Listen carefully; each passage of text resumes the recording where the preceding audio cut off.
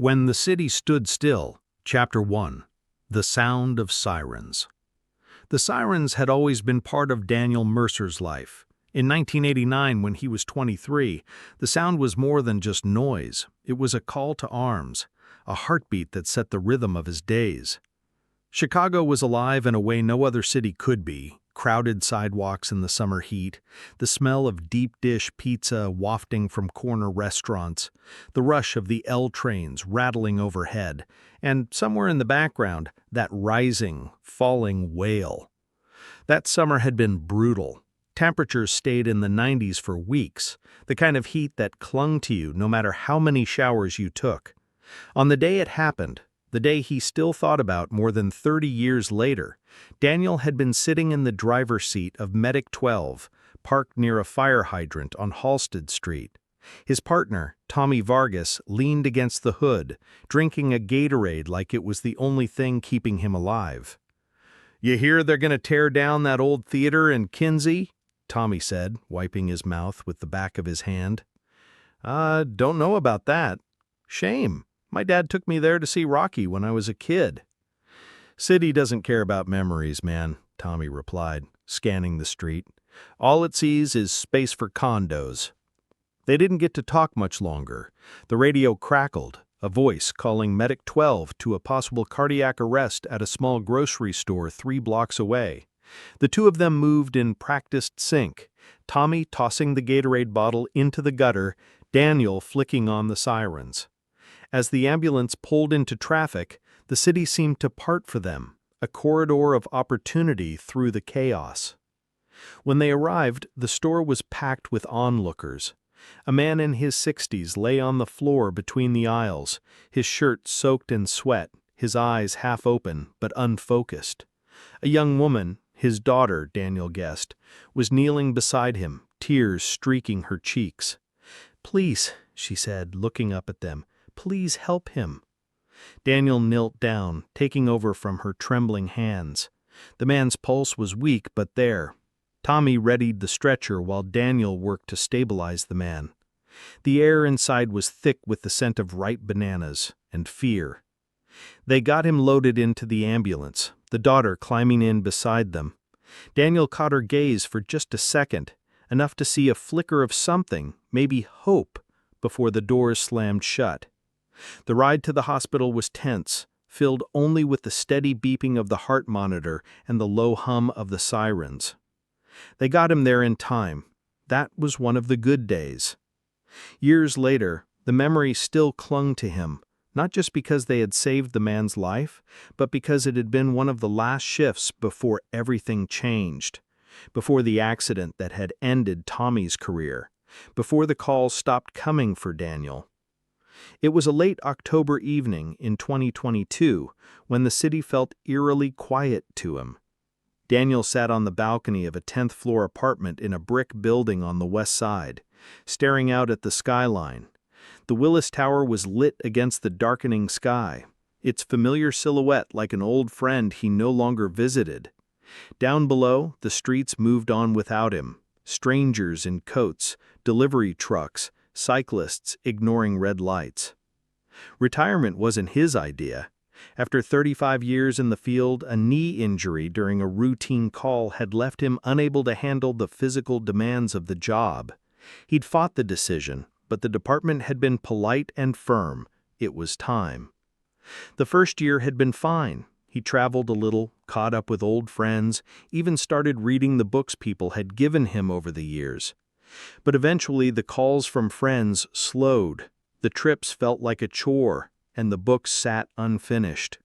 Now most days were just quiet. He kept telling himself he didn't mind. Inside his apartment, the TV murmured in the background, tuned to a local news channel he barely paid attention to. The voice of the anchor blended into the hum of the city, until one sentence cut through like glass. And in breaking news, the historic Kinsey Street Theater is scheduled for demolition next month. Daniel froze. The name yanked him back to that summer day in '89, standing on Halsted with Tommy, hearing the same rumor. He thought they had already torn it down years ago, but apparently the old brick building had somehow survived until now. He set his glass down and leaned forward, listening. The reporter was on location, standing in front of the theater's faded marquee.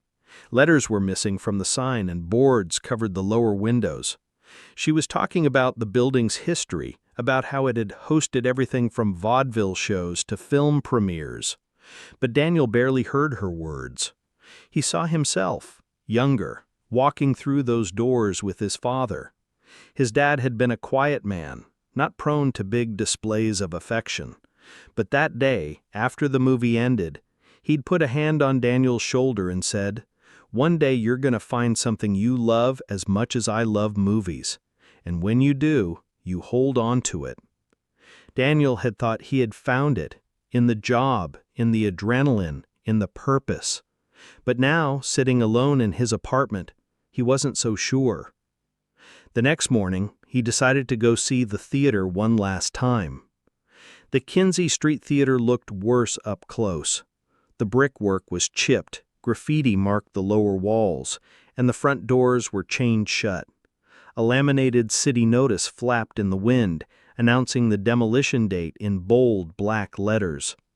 Daniel stood there for a long time, hands in his jacket pockets, watching the empty street. He almost turned to leave, and then a voice behind him said, "It's a shame, isn't it?" He turned to see a woman in her late 50s, bundled in a navy coat, holding a steaming coffee cup. She had short silver hair, sharp green eyes, and the kind of presence that made you feel she'd been watching the world longer than most. "Yeah," he said. "I thought they had already taken it down years ago." "They almost did. Twice," she smiled faintly. "But the neighborhood fought it off. Guess we're not fighting hard enough this time." Something about her tone made him pause. "You live around here?" "Born 2 blocks over," she said, taking a sip of coffee. "Came here for my first date, Casablanca. You?" He hesitated. "Rocky, with my dad." Her smile widened a little, and for a moment they just stood there looking at the faded marquee. "I'm Claire," she said finally, offering her free hand. "Daniel." What started as a chance meeting turned into a slow, meandering conversation. They talked about the neighborhood, about the way the city had changed, about the places that had vanished. Claire told him she was a high school history teacher, getting ready to retire. She admitted that she'd been walking past the theater every day for the last week, as if trying to memorize it before it disappeared. By the time they parted ways, Daniel felt something he hadn't in a long time. The faint spark of connection. He didn't know if he'd ever see her again, but as he walked back to his car, he realized he hoped he would. That night, the sirens sounded in the distance, faint but familiar. He lay in bed staring at the ceiling, thinking of his father's words, and for the first time in years he wondered if maybe, just maybe, there was still something out there worth holding on to. Chapter 2. Echoes in Brick and Dust. The next few days passed in a kind of half-awareness for Daniel. He went about his usual routine, morning coffee, a walk to the corner store, half watching the news in the evenings, but his mind kept circling back to the woman in the navy coat. Claire. The way she'd spoken about the theater made him feel as if she wasn't just remembering a building, but an entire way of life. He found himself wondering what her first date had been like, whether she still kept in touch with the person she'd watched Casablanca with, and then he wondered why it mattered to him at all. On the 4th day, the wondering got the better of him. It was a cold Thursday afternoon, the kind of gray that made the city feel smaller. Daniel drove back to Kinsey Street. The theater looked exactly the same, tired, silent, stubborn. But this time, Claire was already there. She was standing close to the boarded entrance, a notebook in one hand, sketching something quickly in pencil. Daniel hesitated, not wanting to interrupt, but then she glanced up and caught him watching. "Well," she said with a faint grin, "I guess you're not just passing through." Daniel walked over. Maybe I'm here to say goodbye to an old friend. Or maybe, she said, tapping her notebook, you're here to see what I'm doing. He glanced at the page, a quick but remarkably detailed sketch of the theater's facade, complete with the cracked bricks and missing letters on the marquee. You draw? Sometimes, she said. Mostly buildings. The ones I know are about to vanish. Daniel looked at the sketch again. Looks like you're trying to save it on paper. That's the idea, she replied.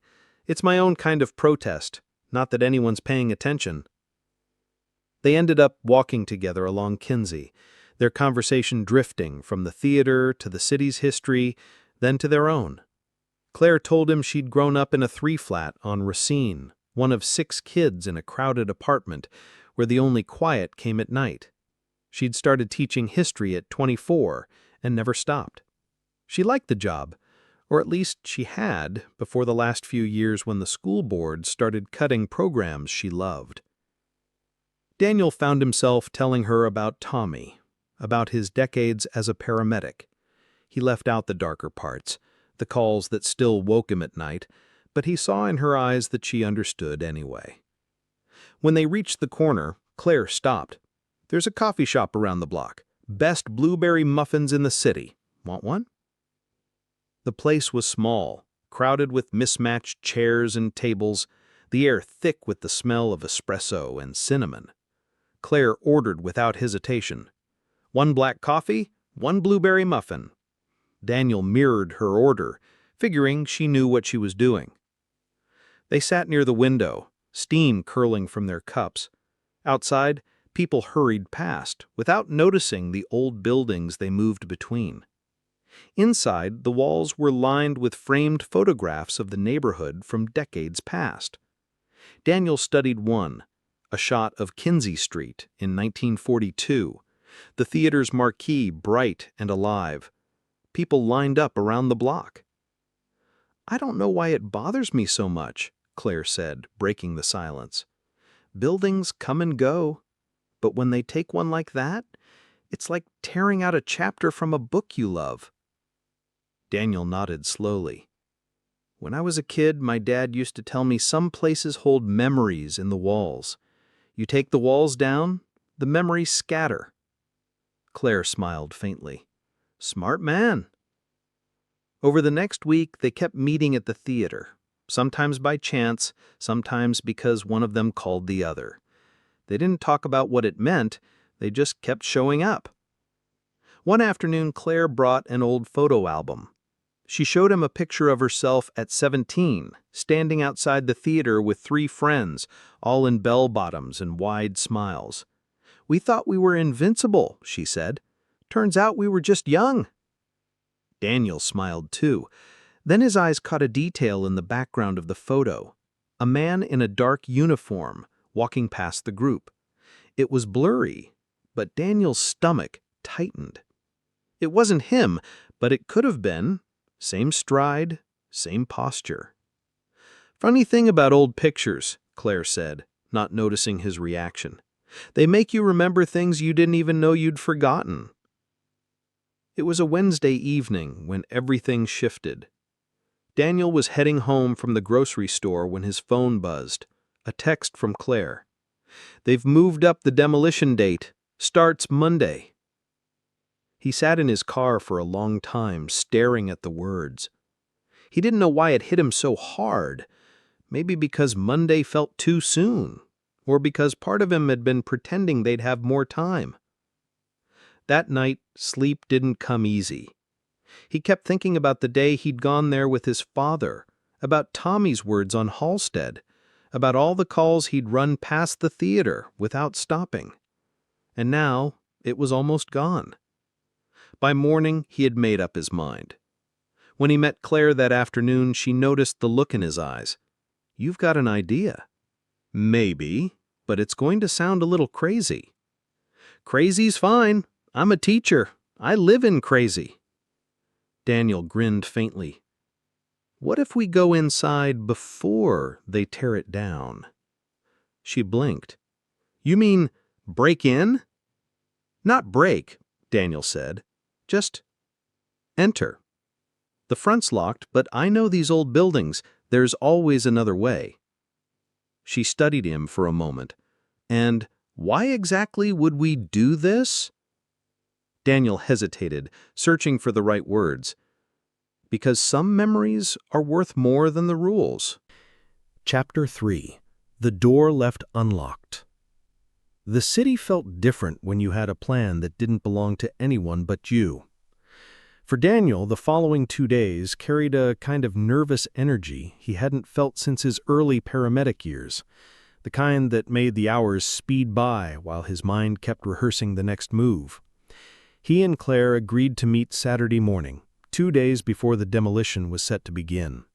She'd joked about bringing a crowbar. He'd told her to just bring her notebook. The sky was pale gray, the air damp with the smell of rain that hadn't yet fallen. Daniel parked 2 streets over, not wanting to draw attention.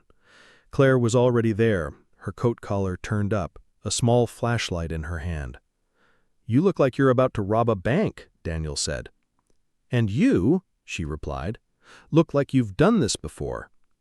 He gave her a faint smile but didn't answer. The truth was, as a paramedic, he'd been inside more locked buildings than he could count, though always with a badge and a purpose. Today was different. They circled the theater once, keeping to the edges of the sidewalk. Daniel noted the boarded windows, the chained front doors, the padlocked service gate on the east side. It was on the west side, down a narrow alley that smelled of damp brick and old trash, that he found what he was looking for, a rusted metal door with a broken latch. He glanced at Claire. "Ready?" She nodded, and together they slipped inside. The smell hit first: dust, mold, and something faintly sweet, like old popcorn. The narrow hallway opened into the main lobby, where the ticket booth still stood, its glass clouded with age. Faded movie posters clung to the walls. Casablanca, The Godfather, Rocky, all yellowed at the edges. Claire let out a soft breath. "It's like stepping into a photograph." Daniel didn't answer. His eyes had gone to the staircase leading up to the balcony. He remembered standing there once, waiting for his father to buy tickets. He remembered the sticky floor, the neon glow of the concession stand. The years fell away so suddenly it made his chest ache. They moved deeper into the building, their footsteps echoing in the silence. In the main auditorium, rows of red velvet seats stretched out toward the stage, dust motes swirling in the faint light from a cracked window high above. The air was cold enough to see their breath. Claire walked slowly down the aisle, trailing her fingertips over the seat backs. "Imagine all the people who sat here," she murmured. "First dates, anniversaries, breakups, and now it's just—" She stopped mid-sentence, her eyes catching on something near the stage. Daniel followed her gaze. There, just off to the right, was a pile of old stage props, wooden crates, a broken lamp post, a rolled-up backdrop, but what drew him closer was the metal trunk half hidden beneath the pile. He crouched, brushing away the dust. The trunk was heavy, the paint peeling, a tarnished lock hanging open. Inside, beneath a folded tarp, were stacks of yellowed envelopes, each marked with a year in black ink. Claire knelt beside him. "What is all this?" Daniel picked one up. The envelope was labeled 1989 in neat handwriting. Inside was a stack of letters, some typed, some handwritten, all addressed to the Kinsey Street Theater. The return addresses varied, some from Chicago, others from as far as New York or Los Angeles. He skimmed one quickly. It was from a man thanking the theater for showing a foreign film that had changed his life. Another letter was from a woman describing how she had met her husband in the concession line in 1962. "They're stories," Claire whispered. "People sent their memories here." Daniel frowned. "But why would the theater keep them?" "Maybe they meant to do something with them," she said, lifting another envelope. "An anniversary project? A book? Who knows?" Daniel's hand paused over a thicker envelope at the bottom of the pile. His name wasn't on it, but his father's was. His pulse quickened. He opened it. Inside was a short letter dated August 2, 1989. To the Kinsey Street Theater. My son and I came here last night to see Rocky. It wasn't the first time I'd been in this theater, but it was the first time I'd seen my boy completely lose himself in a story. I wanted to thank you for giving us that. Life moves fast, and I don't always say the things I should. But I hope one day, when he's older, he'll remember this night the way I will. M. John Mercer. Daniel's breath caught. He sat there in the dust, staring at his father's handwriting, the paper trembling in his hands. He had no memory of his father writing this, and yet here it was, hidden in a trunk for over 30 years. Claire's voice was gentle. "Daniel, that's my dad," he said quietly. For a long time, neither of them spoke. The silence was thick, but not uncomfortable. Daniel felt something shift inside him, a mix of grief, gratitude, and the faint, bittersweet relief of a door opening after years of being stuck. Finally, Claire said, "We can't let these letters get thrown out." Daniel looked at the trunk again, "Then we won't." They spent the next hour carefully packing the envelopes into an old canvas bag they found backstage. Claire took photos of the theater from every angle, the seats, the stage, the faded curtains. Daniel wandered to the balcony, running his hand along the railing where, decades ago, he'd leaned forward in his seat, completely caught up in the glow of the screen. When they finally stepped back into the daylight, the city noise rushed in like a wave. The bag was heavy in Daniel's hand, but in a way that felt right. As they walked to their cars, Claire glanced at him. "You know, there's probably more to that letter than you think." Daniel raised an eyebrow. "What do you mean?" "Just, people don't write things like that unless they need to say something they can't say out loud." Daniel thought about that long after they parted ways. That night, he put the letter on his kitchen table, where it caught the glow of the lamp. He read it again and again, each time feeling something different. Pride, sorrow, the sharp ache of time lost. And for the first time in years, he didn't feel like he was just passing the days. He felt like something was beginning. Chapter 4. The Stories We Keep. Daniel didn't sleep much the night after they found the trunk. The letters were spread across his dining table in loose stacks, the soft lamplight catching the edges. He kept picking them up, reading snippets, drifting from one decade to another. There were wedding proposals written in looping cursive, postcards from soldiers overseas, a crayon drawing from a child who had seen her first movie there. It was a mosaic of lives, and each one had passed through those doors. But the letter from his father sat apart from the rest. Daniel read it again before dawn, his coffee cooling untouched beside him. His father hadn't been a man of many words. Growing up, most of their conversations had been short, functional, about grades, chores, fixing the car. This letter, though, it was a softness he hadn't realized his father had in him. And it had been hidden in that trunk for 33 years. By late morning, Daniel called Claire. "I need to do something," he said. "About what? The demolition?" "No, the letters." There was a pause, then the sound of paper rustling on her end. "I was thinking the same thing." They met that afternoon at Claire's apartment, a warm second-floor walk-up filled with books, plants, and stacks of graded papers. She had already sorted some of the letters into piles, by decade, by handwriting style, by return address. She said, "I called the friend at the Neighborhood Historical Society. She said if we can scan and document these, they can be archived, but we have to move fast." Daniel ran a hand over one of the piles. We could get more people involved, the kind who remembered the theater, maybe even get them to share their own stories. Claire looked at him over the rim of her mug. "You're talking about a community project." "I guess I am." They started small, calls to a few local contacts, posts in neighborhood Facebook groups, and email to the local paper. Within 48 hours, responses began trickling in. "I met my husband there in '78. We still go to the movies every Sunday. I had my first job at that theater, tore tickets at the door. My dad used to take me to Saturday matinees when Mom was working double shifts."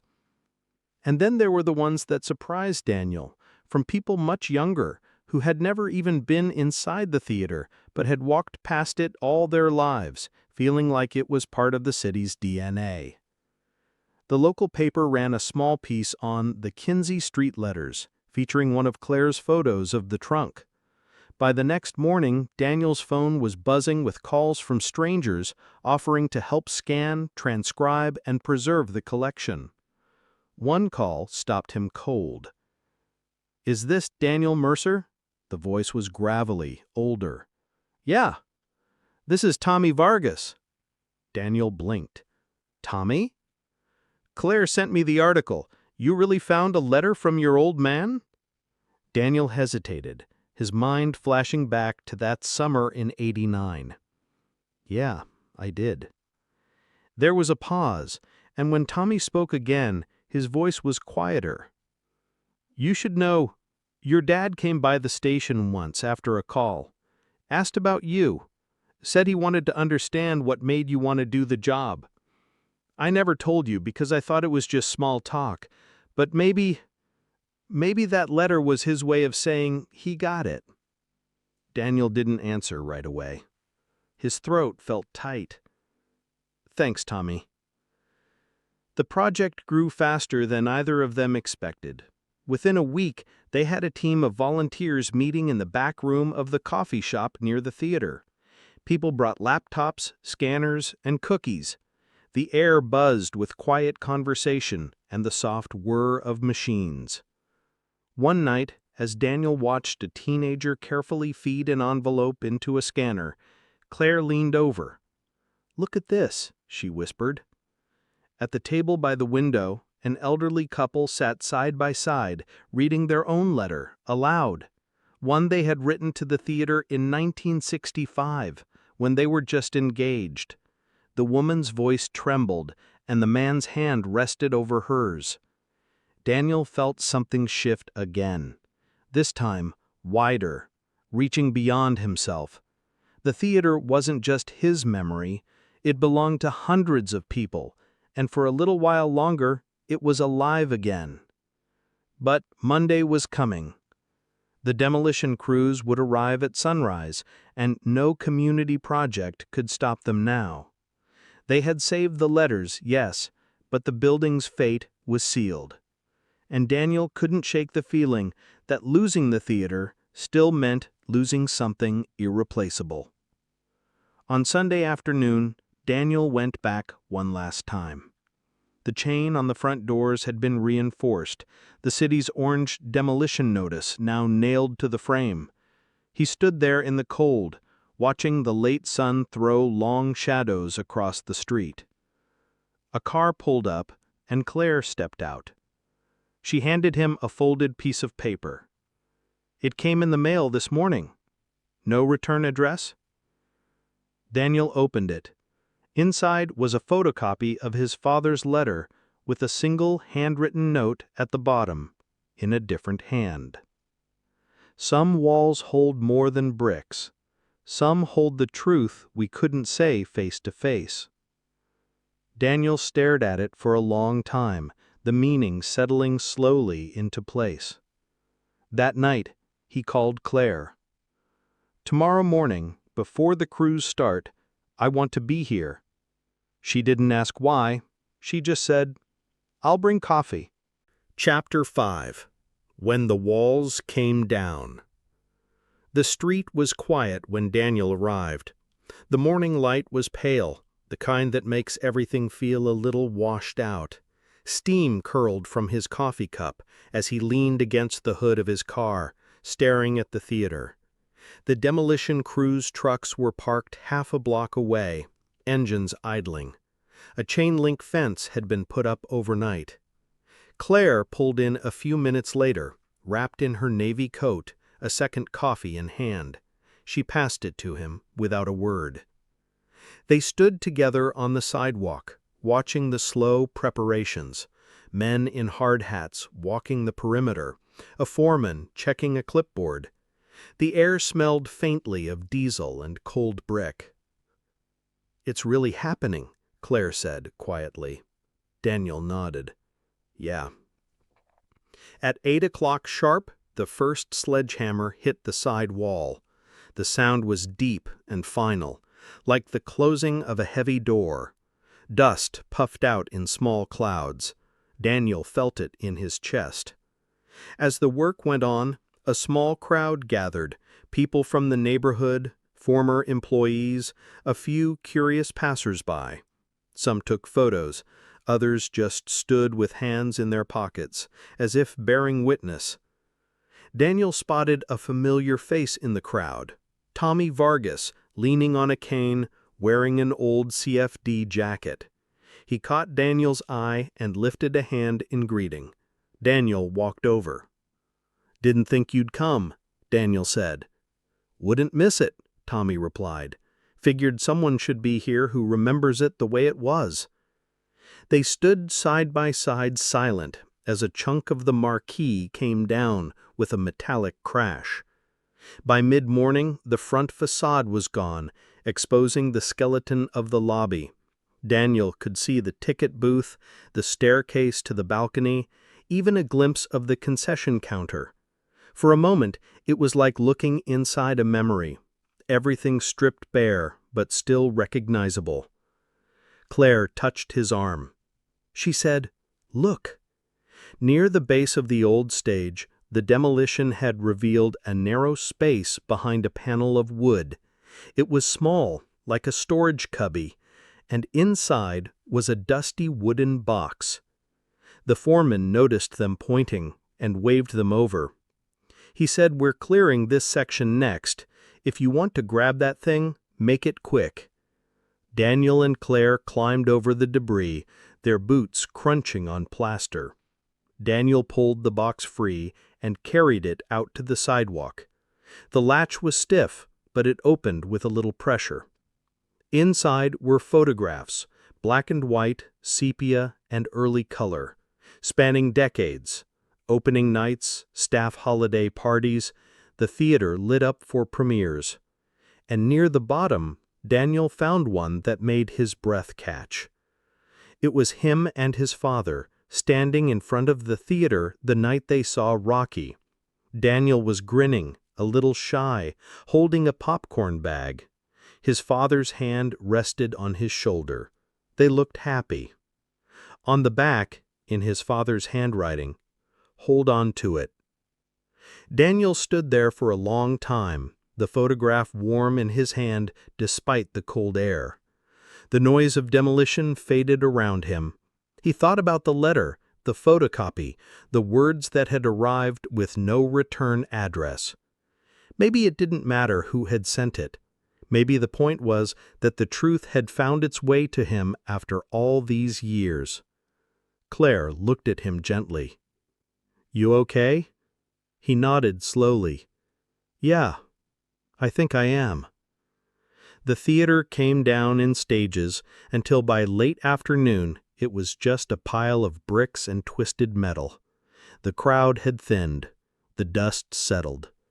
Daniel and Claire walked away together, the box of photographs and the bag of letters safe in his car. Over the next few weeks, they finished cataloging everything with the help of the volunteers. The Neighborhood Historical Society created an online archive, free for anyone to explore. People kept sending in their own stories, adding to the collection. One Saturday, Daniel met Claire at the coffee shop. She slid a folded flyer across the table. "What's this?" he asked. "A community film night," she said. "Outdoors in the park. First showing Casablanca. We're calling it the Kinsey Screen. Figured it's time to start making new memories." Daniel smiled. "You're not retiring quietly, are you?" She grinned. "Neither are you." That night, Daniel went home and pinned the photograph of him and his father above his desk. Beside it, he taped the letter. For years, he'd thought the job was what he was holding on to.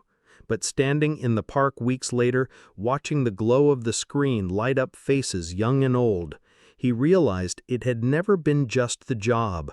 It was the people, the moments, the stories. The walls might come down, but the memories, if you fought for them, could stand forever.